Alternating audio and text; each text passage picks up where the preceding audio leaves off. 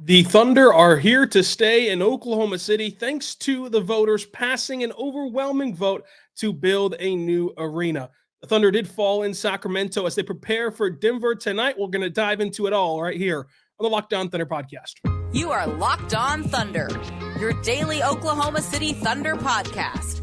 Part of the Locked On Podcast Network, your team every day.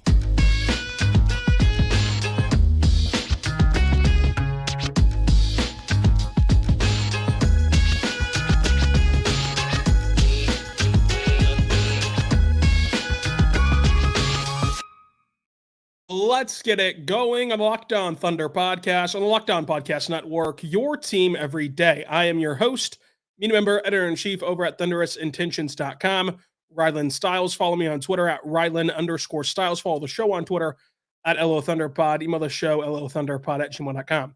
On today's show, brought to you by Game Time, we're diving into the Oklahoma City Thunder remaining in Bricktown thanks to the new arena from the voters of Oklahoma City, your reactions to that arena passing, and the Thunder did fall in Sacramento again. We'll talk about that game, plus tonight's game against Denver. Today's show is brought to you by Game Time. Go download the Game Time app, create your account, use code LOCKEDONNBA for $20 off your first purchase. Folks, I'm not Michael Jordan. I could not muster up a flu pod for like 3 straight days, so I do apologize for that. That's honestly the sickest I've ever been in my life. I think I'm getting over it right now. But today's podcast will be about the arena, about the Sacramento game. Tomorrow's podcast, we're going to recap the Nuggets game. Monday, your mailbag questions. Tuesday, the Grizzlies recap, and so on and so forth.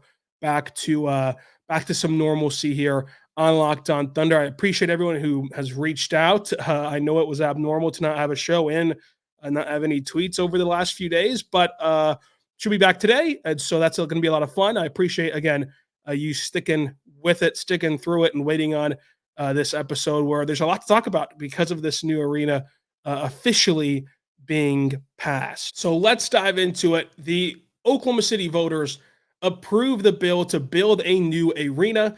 71% of the vote came back yes for this new arena, which should be up before 2030.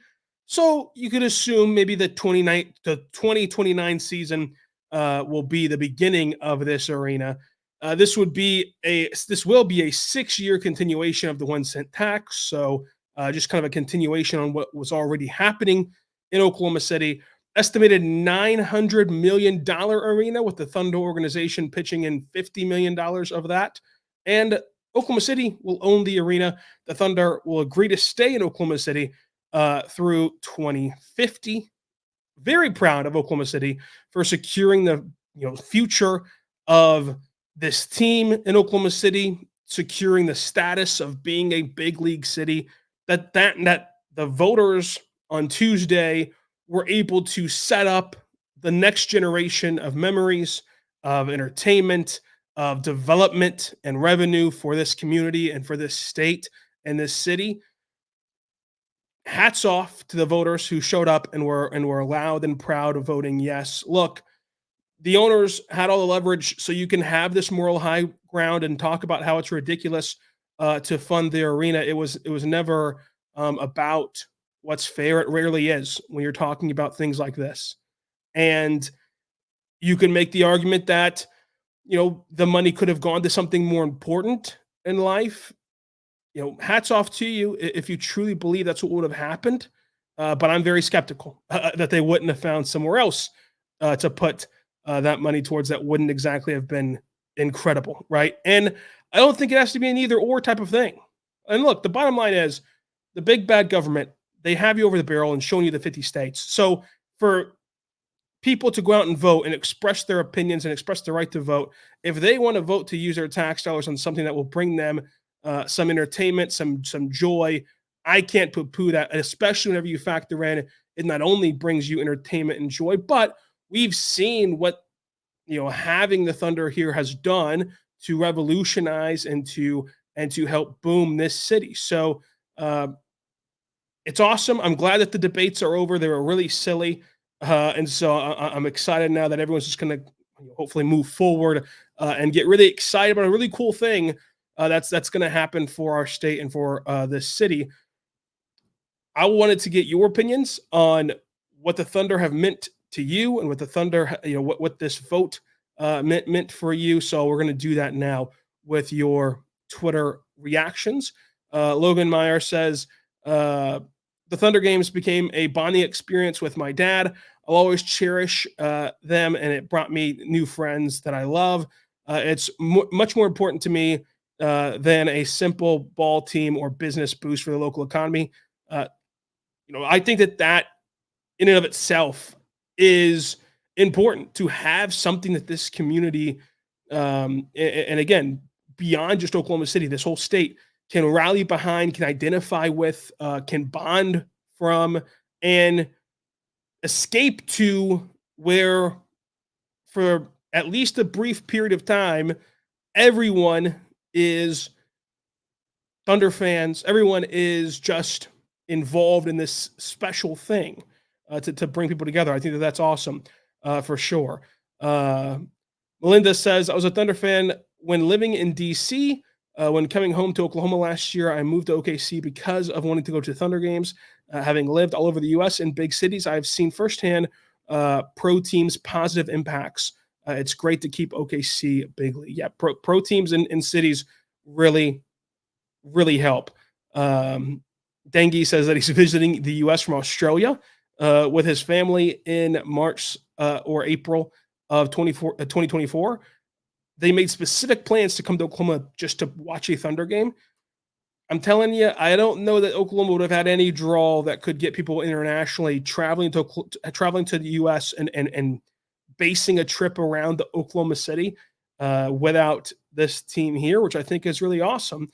Because then once you kind of lure them here with something and that attraction, you then start to see kind of the beauties of the city and what this city has to offer. So that's really cool. And the responses have been great. Since this is from Oscar, since 2008, I've been invested from the good, the bad, and the ugly, and they keep bringing me back this year. And more than ever shows that they're moving toward where the Thunder were in 2012, and very excited to get to see that here in Oklahoma City. This is going to be awesome to keep this Thunder team here locked in through 2050. It just unlocks so many doors for how much everything can grow. The franchise, the city, everything can grow. So this has all been awesome. The responses are great. And some people have kind of backgrounds and anecdotes of just picking the Thunder pretty much at random. Some based on 2K, some based on just everything, everything under the sun. My biggest thing is I am just very excited that everything that was experienced growing up in that first iteration of the Thunder will now get passed down to more generations that get to embrace that and get to see Oklahoma City as the staple and focal point of a professional team and putting this city and state on the map. And then, like I said, this is not going to be limited just to an arena or just to the Thunder as a basketball team, but the entire community will continue to build and continue to grow because of this decision to vote yes. I think it was a no-brainer, and I'm glad that it was a landslide. It was a landslide in that way. Caleb says, I remember staying up late when I was younger until my parents went to bed just to sneak out into the living room and watch Russ and KD play. It's been my childhood and adulthood. As an Oklahoman, it's state pride. Yeah, I mean, everyone can have stories like that of just what it was like when they first got here, what it's like now, the traditions, the special moments. A lot of people here have talked about how being able to watch a Thunder game, right, almost every night. It's the closest thing to baseball where they almost play every single day in season. Has really helped them through some tough times, and I think that we can all relate to that, of just that just that 3 hours of escapism from whatever's happening, good, bad, ugly, depressing, whatever's happening in your life, to just be able to focus on something else for a brief period of time, and have it be so tangible and so just like right down the road or right around the corner or being there or whatever the case is. Um, it means a lot, and it really helps this community, in my opinion. So it's been awesome to read you guys' stories about what the Thunder have meant to you all, and kind of the anecdotes like that, um, and so on and so forth with that. Morgan Workman says the first professional sporting event I went to was in Oklahoma City. It was an Oklahoma City game in 2014. I witnessed KD scoring 48, including a game-winning three-pointer. Such a consistent source of happiness throughout my formative teenage years and into adulthood. Happy my son gets to share in that too, and that's awesome. I mean, getting to now pass this down to your kids. You know, you got to be the first to experience it when you were a kid, and now it's going to be generations upon generations building on what the Thunder mean to them and to this place. Thunder Topic says, not from Oklahoma City, but I'm happy for those who are. In my mid 20s, I've been a Thunder fan my whole life. The city doesn't have a team that this person is in, so he latched onto the Thunder. It means a lot to to have an entity where people around the world are staking claim in Oklahoma City, so to say. Um, Joe Smith says, I'm thrilled about the successful arena vote today. Oklahoma City Thunder held a special place in my heart, representing not just a team, but a source of joy, friendship, and unforgettable memories. Here's to many more exciting times ahead. That's perfect. That is a perfect encapsulation of what this vote means and what this vote looks like moving forward.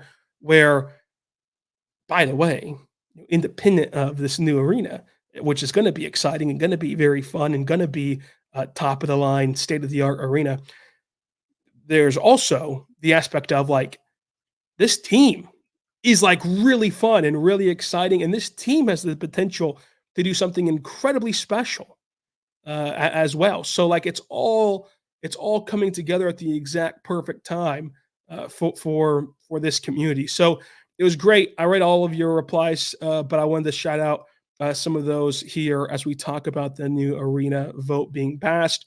Really awesome, especially with how overwhelming the vote was, and I think that it's great, and I think that all the debates and bickering should be left behind, and now just moving forward with the task at hand, which is figuring out the new arena stuff and moving forward in that realm. Coming up, we'll talk about the Kings game. We'll talk about the Denver Nuggets game, all coming up. But first, I want to say right now, my good friends over at eBay Motors, folks.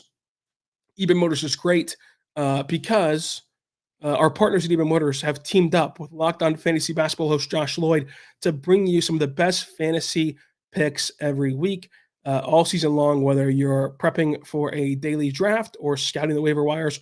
Every week, we're going to provide you players that can guaranteed fit on your roster. So let's see who Josh has picked out for this week's eBay Guaranteed Fit Fantasy Picks of the Week.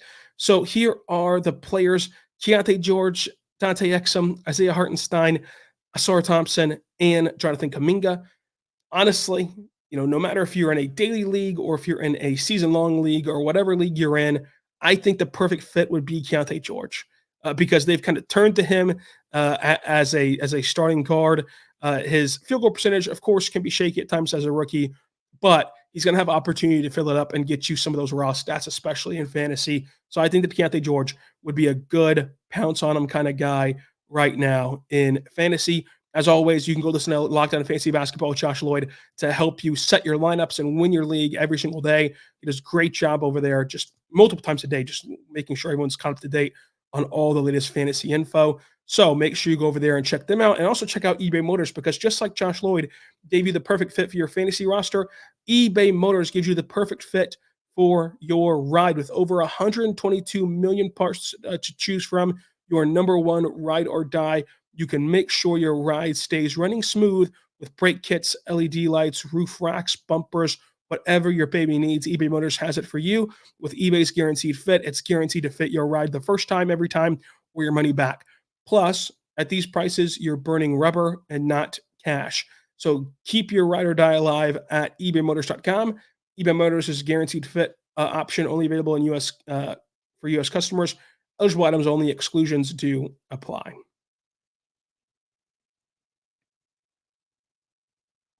We're back on the Locked On Thunder podcast, on the Locked On Podcast Network, your team every day. Thank you so much for making us your first listen every single morning, every single day.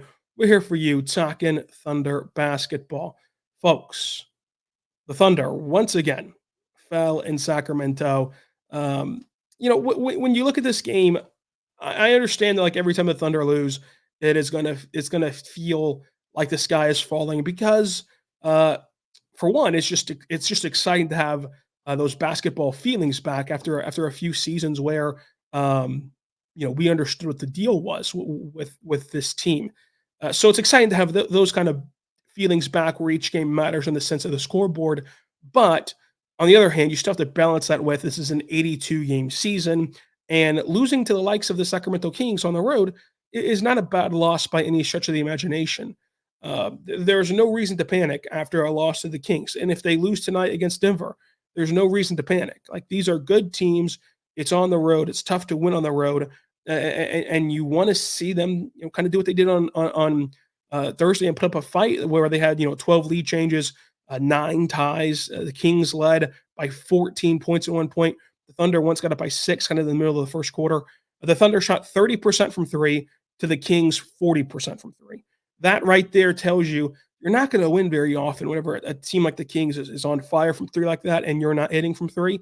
And then to compound the problem, the Kings shot 50% from the floor pretty much. They shot 49 point something, and the Thunder shot 43%. And when you mix in their hot shooting night from 3, your poor shooting night from 3, and you look at J-Dub, went 2 for 14. If J-Dub goes 2 for 14, you'd be hard pressed to beat a lot of teams in the NBA, especially the Sacramento Kings on the road. Isaiah Joe went 1 for 5 from 3. Kendrick Williams went 1 for 5. You did not get the games you were expecting from these guys, and yet it was still a pretty competitive ball game the entire time. So I think ultimately you cannot win every game in the NBA. You're not going to win every game in the NBA, but whenever those things happen, when you shoot poorly, whenever your third best player shoots horrifically, and whenever Isaiah Joe and Kendrick Williams kind of your prominent bench pieces, Casey Wallace didn't have like an overly efficient night either. Like whenever those things happen, you're not going to beat really anyone in the NBA hardly because it's just very hard to win in this league. SGA was incredible. 43 points, 9 assists, 6 boards, 2 steals, shooting 48% from the floor. And then Josh Giddey had his best game of the season. Like Josh Giddey was pretty good, especially in that third quarter. He was pretty good. Obviously, there's still some flaws with what happened on Thursday, but ultimately, I think that there's times where Giddey gets put under the microscope a little bit, whereas like Thursday was a good game. It's okay to just say it was a good game. Now he's got to build on that. He's got to continue that trajectory. But Thursday was a good game for Josh Giddey, and the Thunder, fought hard in Sacramento, and they'll look to bounce back against Denver. And then I think that you look at these next 5 games. So you took care of business against the Utah Jazz. You were able to drop a tough one against Sacramento, and now at Denver, Grizzlies, Clippers, and then after the Clippers is the Lakers. And so that's what you have up until Christmas. You got to beat the Grizzlies. You have to beat the Grizzlies. There's no doubt about that. You have to beat the Grizzlies. Now, hopefully the Nuggets, you'd like to win the Nuggets. You'd like to win every single game. But with the Nuggets, we'll talk about this more. I think you're just looking for a much more competitive aspect than what it was during the home opener, for sure. And then the Clippers is a mixed bag. You got to wait till the day of to see what's going on with the Clippers and who's all in, who's all out, and what the environment is like against LA. But nonetheless, the Kings game, great game from Shai, lackluster game from almost everyone else. But that's the bottom line when you're playing an NBA season like this, you're going to have games like that. But the new arena passing was a big deal. It's always great to kind of see that happen. And I think that it opens up the door for so many great things. Obviously, this will open up, hopefully in 29-30 season. Um, and it's going to be this just humongous state of the art arena. Hopefully, they have some great amenities to it. And it sounds like they might be putting it in the building formerly known as Cox Convention Center, now known as Perry Surf Studio. It sounds like they might be putting it there. We'll see if that actually comes true. And if they did put it there and they kept Paycom, that could really open the door with more hotels and everything else. Again, this would have to continue the city's boom, but like that would then open the door for stuff like All-Star, weekend possibly being in Oklahoma City one day. Summer League, where they have those special summer sessions.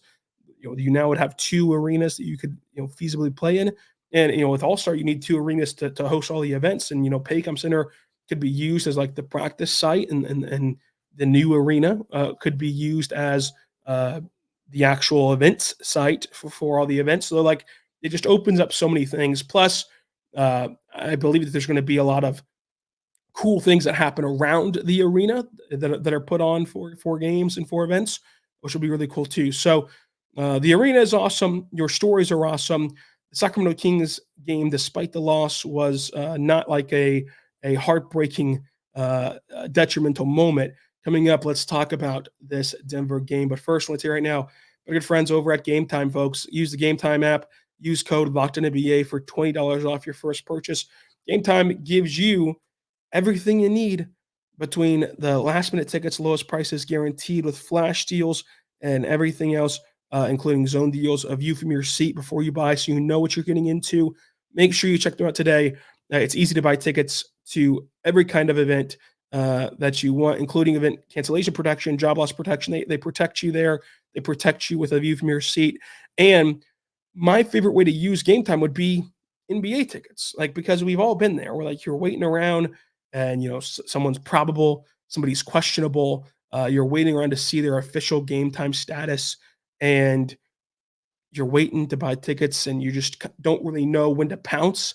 You can wait all the way up till tip-off at Game Time and through tip-off to know for sure who's playing and if you want to jump on them. So that's why Game Time is so great for you. Last-minute tickets, lowest prices guaranteed. So check it out today at Game Time. Use the app, Game Time app, create an account, use code LOCKEDONNBA for $20 off your first purchase. That's $20 off your first purchase with code LOCKEDONNBA, LOCKEDONNBA, for $20 off your first purchase. Go download the Game Time app. Last-minute tickets, lowest prices guaranteed.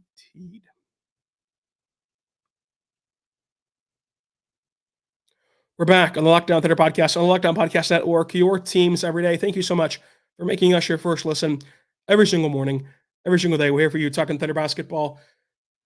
The Thunder in Denver tonight. KCP is out for Denver. Jamal Murray and Aaron Gordon are probable for Denver. OKC is healthy, though, fully healthy. The only person on the injury report is Keontae Johnson, who's with the G League team. But in this game, you're looking for a few things. You're looking for J-Dub to bounce back from a brutal night in Sacramento. Very doable. He's actually has traditionally done pretty good at bouncing back after bad performances and getting right back on track. You're looking at Chet versus Jokic and what adjustments were made there from Chet. Now, Chet nor anyone else is going to limit, stop, or hinder Jokic. But Jokic in the home opener was able to get really deep into the paint and really kind of get right in the restricted area and put up a shot. Like, how can you try to negate that a little bit more if you're Chet? We'll see if there's any sort of adjustments that you can do there from the Thunder standpoint. And then can Josh Giddey build on that game against Sacramento? Like, yes, it was a good game in Sacramento. The hardest part, though, is to continuously and consistently play good basketball, especially against Denver, who has the defenders and the length and the size to plug the lane and really stop guard penetration. And it's no secret that that's the best way for Josh to get going is by trying to score at the rim, even though he's been bad at it this year. But he's not, this catch and shoot outside scorer. So how can you continue to take advantage of scoring at the rim with your size against a team like Denver. It's going to be a much tougher task. So seeing what he can do to build off of that will be interesting. And then Shai Jamal Murray is always fun. As long as Jamal does play, he's probable.